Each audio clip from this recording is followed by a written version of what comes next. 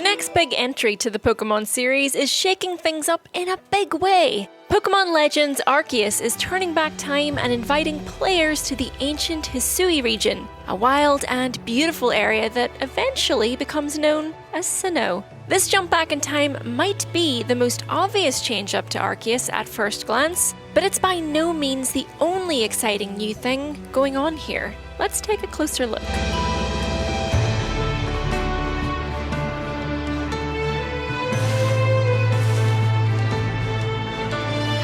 Look, it's no secret that Pokémon fans have been wanting the series to do something different for a while now, and Arceus, from its setting to its structure to its combat, apparently delivers on this. For example, Arceus is the very first mainline Pokémon game in 25 years not to have two versions, most likely as it's predominantly a single-player experience. And while comparisons between Arceus' new systemic open world and Legend of Zelda Breath of the Wild are hard to avoid, it's also clear that Arceus is taking some inspiration from Monster Hunter, in the way that the player will take on, prepare for, and undertake quests. But before we explain all that, let's start from the beginning.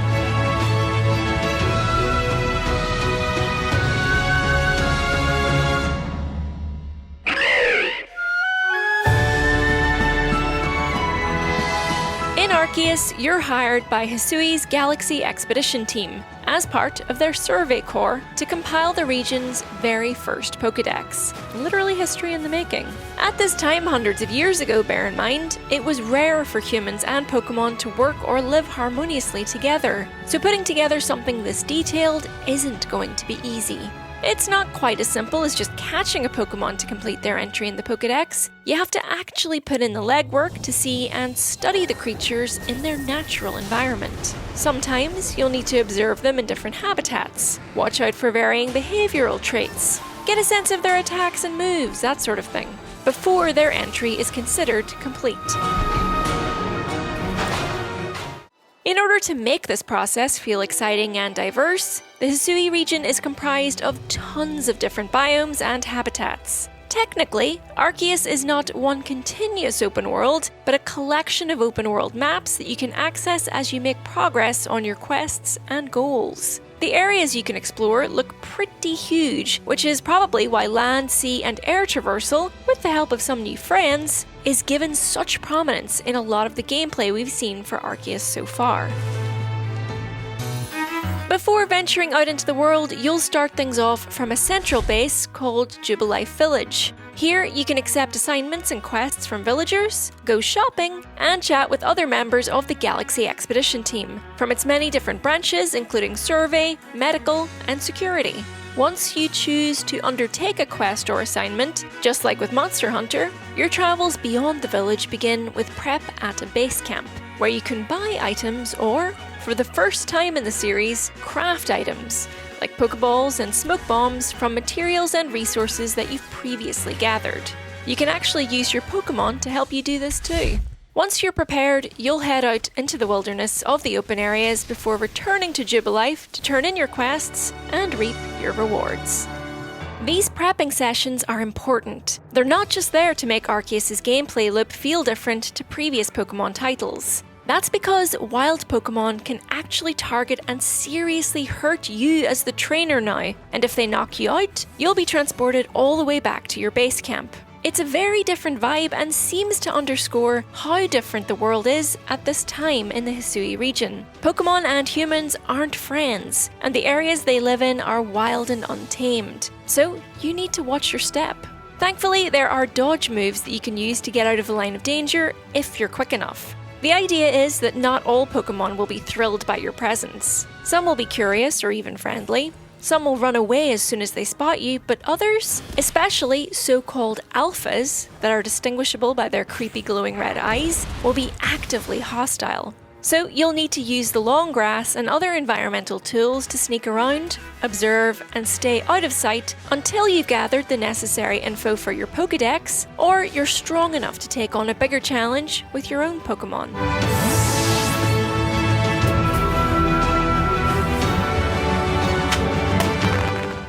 The reason this all works seamlessly together is that rather than in previous games where initiating a Pokémon battle would trigger you to move into a different battle scene, battles in Arceus actually take place right out in the open world.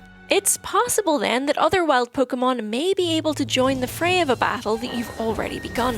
It also means that you'll need to be very careful of where you are at all times, so that you're not caught in the line of danger. On this note, combat isn't quite as simple as turn-by-turn based anymore. Some Pokémon may act more than one time in a row, depending on their natural speed and the kind of moves they use. You can actually change battle style to make this work for you, however. There are now strong and agile styles, with the first prioritizing physical damage over speed. You'll need to swap these styles often, depending on the desired outcome of your fight. For example, if you're trying to catch a Pokémon versus just wanting to get out of combat in one piece. In addition to alpha Pokémon providing a challenge out in the wild, you can also come across noble Pokémon, which act sort of like boss battles. Not much is known about noble Pokémon at the moment, but they do seem to be tied to the plot of Arceus in that something is causing them to become frenzied, in that glowing state we see them in here. While frenzied, these Pokémon attack aggressively, and apparently the only way to defeat them when they're in that state is to attach bombs made of their favourite foods to their body. Seems weird, but okay. These fights represent a bigger risk to the player, of course, but where there are bigger risks, there are bigger rewards.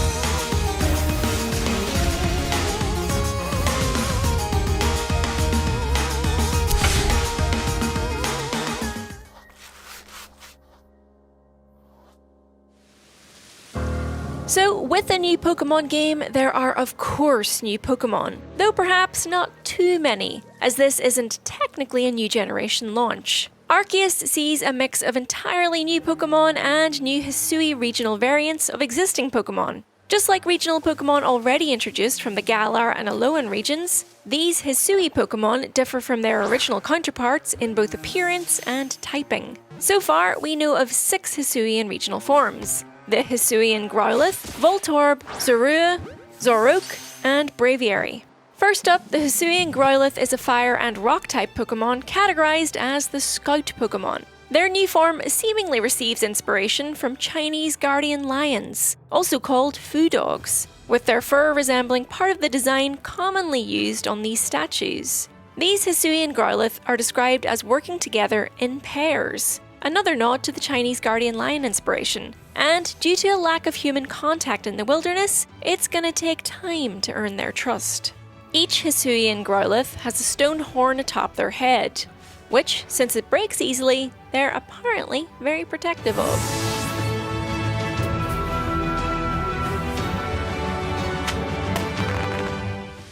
The Hisuian Voltorb, in keeping with Voltorb's signature similarity to the design of a Pokeball, resembles the wooden Pokeballs used in the Hisui region during the era in which Pokémon Legends Arceus is set. It even has a little hole in its head where seeds sprout from. Hisui and Voltorb are friendly towards humans, but they're also considered a nuisance due to their habit of discharging the electricity stored within their bodies, which leads most villagers who come into contact with them to block the hole in their head and then roll the Voltorb out of their settlement.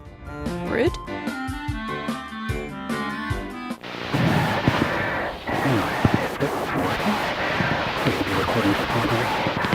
The Hisuian Zorya and Zarok variants were first teased in October 2021 with some found VHS-style footage of an explorer venturing through a snowy landscape. At the end of the footage, you could hear the explorer describing a new Pokémon they had discovered, but the quality of the footage had degraded to such a degree that we couldn't tell what Pokémon it was. A restored version of the footage was released 3 days later, and at the end of the video, you can clearly see Hisuian Zorya and Zarok. The whole thing was pretty creepy actually, which is perfectly in keeping with the backstory for these Pokémon. Hisuian Zorya originate from Zorya.